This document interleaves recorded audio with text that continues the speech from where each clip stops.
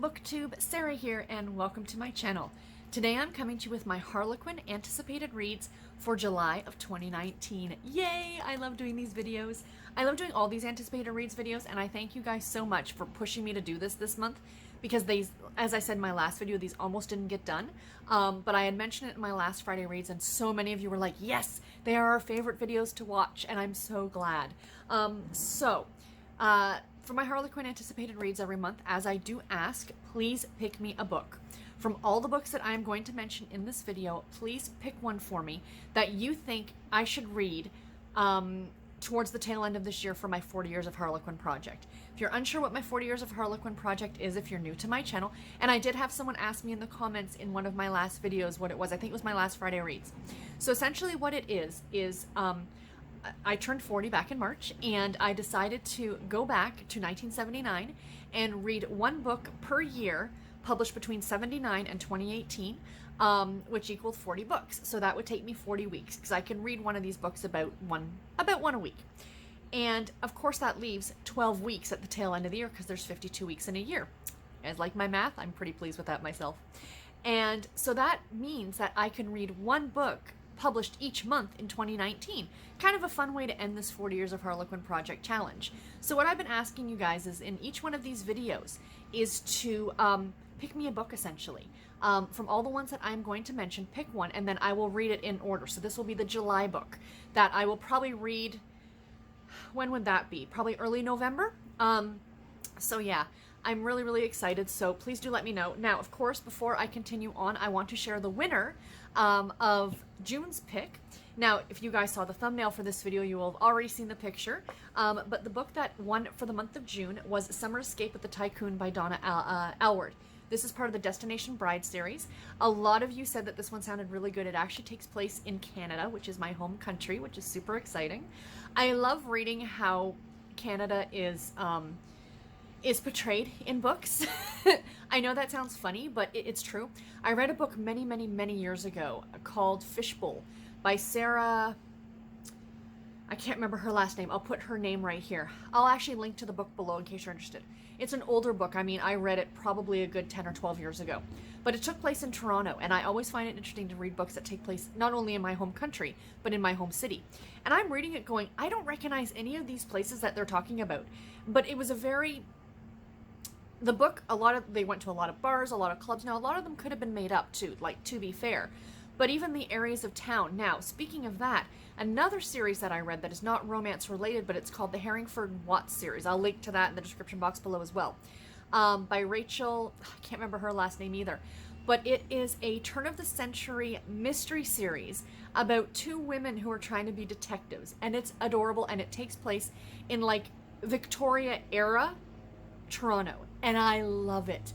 It is so amazing. If you're interested, if you are looking for a book for the summer romance book bingo, because I think there is one to read that doesn't take place in your country. I don't know if it says romance. I will allow it though. If you're doing it and you want to read it, even if it says romance, I'll allow it, because there is a bit of romance in the book. But that's not the whole point of it. Anyway, I'm totally off topic. I do apologize, you guys. Sorry. I should do like a whole Canada Reads video in case anyone is interested. But anyway, yes, this is the book that won for June. So super excited.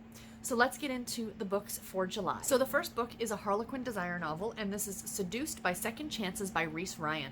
This is book number 3 in the Dynasty's Secrets of the A-List series. So this is about a woman who was inspired by somebody to write her very first big hit. So she is a singing star. And, you know, so she goes on and has this huge hit and becomes this big, you know, famous singer. And then she comes face to face at an event with the guy who was the inspiration for that song. The problem is that he is her sister's ex. So the story kind of goes from there. You know, unrequited love kind of a story. Sounds really cute. I love anything that has anything to do with the music industry. I don't think this is country music, which is where I usually gear towards. If I hear a story that's involving a country musician, I automatically want to read it. I don't think that's the case here, but it still sounds like it's going to be super interesting. We have a Harlequin a Harlequin heartwarming, And this is The Lawman's Baby by Patricia Johns. Book number, I didn't write it down, but it's part of the Home to Eagle's Rest series. And this is about a man who takes custody of his little nephew. And he is a SWAT police officer, a SWAT team police officer. So of course, I mean, not of course, but he has no idea on how to raise a little baby. So a social worker comes in to assist him. And the two of them, of course, start a relationship. Sounds absolutely adorable. And, you know, it's, will he trade in being, you know, on the SWAT team for white picket fences kind of an idea. Sounds adorable. The cover looks cute. I thought this one sounded really sweet. Next up, we have our Harlequin historical. And this is The Highborn Housekeeper by Sarah Mallory. Book number 3 in the Saved from Disgrace series. This is about a woman who fled from an arranged marriage. She did not want to marry the person that she was supposed to marry, and she ended up leaving this very high position, I guess you would say, within the aristocracy to now become a cook and a housekeeper, but she's perfectly content with her lot in life at this point. Then she meets a man and she is injuring him back to health. He was injured, and it turns out that he's some sort of a government spy. And she agrees to work with him, but in order to do that, she kind of has to go back into that society that she ran away from. Sounds really, really interesting. I love the historical novels, and this one really piqued my interest, and I am very much looking forward to reading it. Next, we have a Harlequin intrigue novel, and this is Wyoming, Cowboy, Bodyguard by Nicole Helm. This is book number 4 in the Carsons and Delaney's Battle-Tested series. Now, I read book number 2 back in June, or earlier this month, I should say, and I really enjoyed it. Nicole Helm is a great, great author. She does great intrigue novels. Now, this one, as I was saying earlier about country music, this one automatically jumped out at me. So our main character is a bad girl of country music. She's now gotten that bad girl persona after a very scandalous divorce.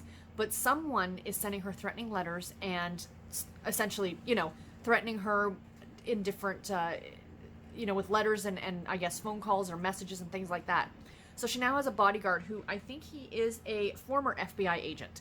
And he is now her new bodyguard, and he is vowing to keep her safe. Of course, a relationship brews between the two of them, but of course it was the country music aspect of this that really piqued my interest, and this one sounds like it's going to be really, really good. Again, Nicole Helm, you cannot go wrong. Next up on the list, we have Harlequin Romance, and this is Cinderella and the Billionaire by Marion Lennox. This one sounded so interesting to me, mostly because of the location. So this is the story about a man who has been entrusted by an old colleague. He's taking his old colleagues, or his ex-colleagues, excuse me, young son to his grandmother. And in order to do that, he needs to take him via boat across the, wait for it, Australia's Bass Strait. I looked up to see what that was because it was not something that was familiar to me. And that is the strip of water between New Zealand and Australia. So they're traveling from one to the other via boat. And he hires a skipper, this woman, to take them on this journey. And of course, over the course of the journey, love is going to ensue. But the location itself was what really drew me in with this one, and it sounds super interesting. And I love anything about books set in Australia. It's one of those countries that is on my bucket list to get to eventually, whether I will or not. You know, it remains to be seen. It's very, very expensive to fly there, but as I said, it's still on my bucket list. But this one, like, you know, kind of traveling through reading, sounds like it would be super interesting. Next up, we have a Harlequin romantic suspense, and this is Cowboy's Rescue by Marie Farinella. Book number 1 in the Colton 911 series. These Colton series are huge throughout the Harlequin, you know, different series. They've been in the romantic suspense, the special editions, you know, there's a lot of different ones, but this is a new series now, so I'm assuming it's about law enforcement of some kind. And this one is about a woman who receives a puzzling map from her former father-in-law.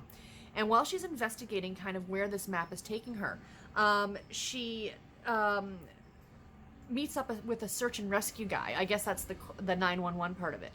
And together he agrees to help her because as she's searching, a hurricane comes up, and now she's stuck in a hurricane because that's what actually, you know, that's what happens in real life. But these are books and they're fun, and I'm not mocking them. You guys know that. I think they're adorably fun. But anyway, on this search on this map, they end up finding a mummified body, and of course things go from there. And of course there's a relationship between the two of them, as always happens in these kind of books. But sounds really, really fun, very interesting, and I'm very much looking forward to reading it.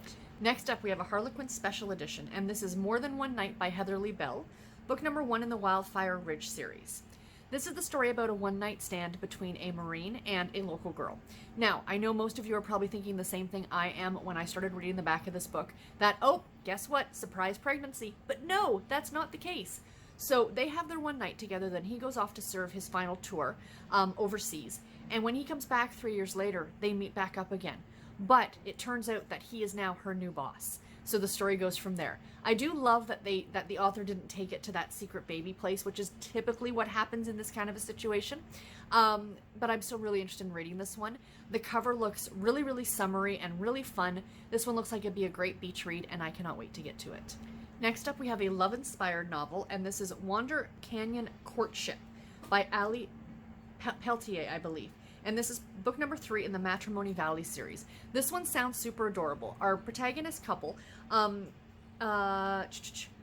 aunt is marrying his stepdad, trying to figure out how that actually works. But the two of these people think that this marriage should not happen. So they're trying to put a halt to the wedding.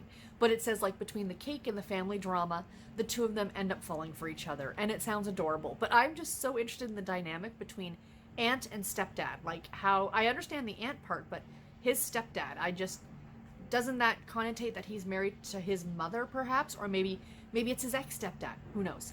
I'm still very interested in this one. Sounds really, really cute. And last but not least, we have a love-inspired suspense novel. As I was speaking before about Canada and Canadian books, or books set in Canada at the beginning of this video, we have Cold Case Secrets by Maggie K. Black. This is book number 4 in the True North Heroes series. This one takes place in the Canadian wilderness, and a Mountie, so a Royal Canadian Mounted Police officer, he tries to rescue a woman, but it leaves them both stranded in the Canadian wilderness. And now there's a storm raging, and there are escaped convicts in pursuit, which is always the way these things work. Quick backstory, I can remember being a kid watching that TV show. Oh, what was it called? America's Most Wanted. And my brother and I used to be fascinated with it. We watch it like every single Sunday night. And I swear, every single episode ended with, and they were last seen headed toward the Canadian border. Richard and I would be like freaked out. But like when I heard that, I'm like, yeah, that typically doesn't happen here. But regardless, still sounds like it'd be a lot of fun. Again, takes place in Canada. Probably the northern, like up in the, in the, not Thunder Bay. Well, probably up near Thunder Bay, northern Ontario, east of Alaska kind of area, up in the tundra. So yeah, I am very, very much looking forward to this one. It sounds really, really fun. So anyway, guys, that is all that I have for this video. I do hope that you guys enjoyed it. Please let me know in the comments below which book you think I should read for my 40 Years of Harlequin project. Or are there any of these that you're going to pick up yourself? Because I would love to know that too. And until my next video, everybody, take care and happy reading. Thank you all so much for watching. Bye, guys.